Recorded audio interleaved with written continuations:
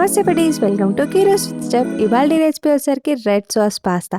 మనకి ఎప్పుడన్నా ఏదైనా క్విక్గా తినాలి అనిపించినప్పుడు ఇలా చేసుకోండి. ఎవరైనా చాలా ఇష్టంగా తింటారు. వీడియోని లాస్ట్ వరకు స్కిప్ చేయకుండా చూడండి. మీరు కూడా చాలా సింపుల్గా చేసుకోవచ్చు రెసిపీని. ఫస్ట్ అయితే మనం పాస్తాని బాయిల్ చేసుకోవాలి. బౌల్ పెట్టేసుకొని వాటర్ యాడ్ చేసుకోవాలి. ఎగ్జాక్ట్ వాటర్ క్వాంటిటీ అయితే అవసరం లేదు, కొద్దిగా ఎక్కువ యాడ్ చేసుకొని తర్వాత కొద్దిగా సాల్ట్, తర్వాత ఆయిల్ కూడా యాడ్ చేసుకోండి. ఆయిల్ యాడ్ చేసుకోవడం వల్ల పాస్తా అనేది అసలు స్టిక్కీగా ఉండదు. తర్వాత ఒక్కసారి వాటర్ అనేది బాయిలింగ్ అయిన తర్వాత పాస్తా అనేది యాడ్ చేసుకోవాలి. చాలా టైప్స్ ఆఫ్ పాస్తాస్ అయితే ఉంటాయి, చాలా షేప్స్ లో కూడా ఉంటాయి.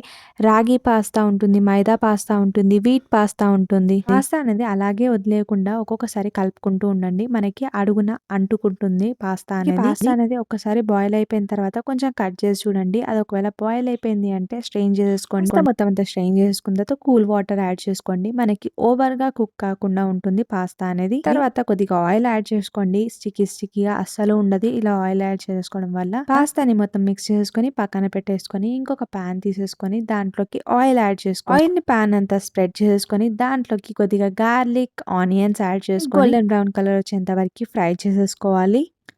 కొద్దిగా ఫ్రై అయిపోయిన తర్వాత మనకి దాంట్లోకి క్యాప్సికమ్ యాడ్ చేసుకోండి. తర్వాత కొంచెం carrot and also sweet corn కూడా యాడ్ చేసుకోండి. మీకు నచ్చిన వెజిటేబుల్స్ అన్నీ యాడ్ చేసుకోవచ్చు. వెజిటేబుల్స్ అన్నీ యాడ్ చేసుకొని మంచిగా మిక్స్ చేసుకోండి. మీరు కావాలి అనుకుంటే యాడ్ చేసుకోండి, కొంచెం టేస్ట్ అయితే బాగుంటుంది యాడ్ చేయడం వల్ల. వెజిటేబుల్స్ లేకుండా కూడా చేసుకోవచ్చు. ఇటాలియన్ డిషెస్ అనేవి వెజిటేబుల్స్ ఉంటే ఇంకా టేస్ట్ అనేది బాగుంటుంది, ఫ్లేవర్ కూడా బాగుంటుంది. కొద్దిగా మిరియాల పొడి, తర్వాత కొద్దిగా చిల్లీ ఫ్లేక్స్ అయితే యాడ్ చేసుకుంటున్నాను. తర్వాత కొద్దిగా షేజ్వాన్ సాస్ అయితే యాడ్ చేసుకుంటున్నాను. మీ దగ్గర ఉంటే యాడ్ చేసుకోండి, లేకపోతే స్కిప్ చేసేసుకోండి. కొద్దిగా టమాటో కెచప్ యాడ్ చేసుకుంటున్నాను.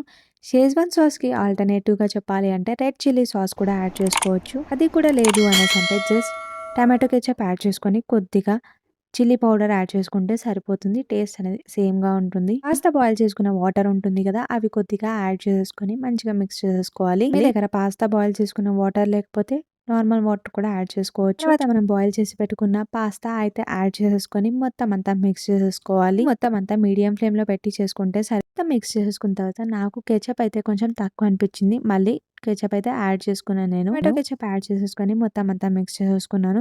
మీకు ఇప్పుడే ఉప్పు కారం సరిపోయిందా లేదా అనేది చూసుకొని మొత్తం యాడ్ చేసేసుకోవాలి. కొద్దిగా కొత్తిమీరతోని గార్నిష్ చేసుకొని ప్లేట్లోకి సర్వ్ చేసేసుకొని హాట్ గా తింటే సూపర్బ్ ఉంటుంది. ఇటాలియన్ డిషెస్ ఇష్టం ఉన్న వాళ్ళకి మాత్రం సూపర్బ్గా నచ్చుతుంది. మీరు కూడా ట్రై చేయండి. ఎలా ఉంది అనేది కామెంట్ బాక్స్లో మెన్షన్ చేయండి. వీడియో కనుక నచ్చితే లైక్ చేయండి, షేర్ చేయండి, సబ్స్క్రైబ్ చేసుకోవడం మాత్రం మర్చిపోకండి. ఇలాంటి ఎన్నో food videos and also recipes కోసం నాకు చాలా మోటివేషనల్గా ఉంటుంది. Thank you for watching. Bye.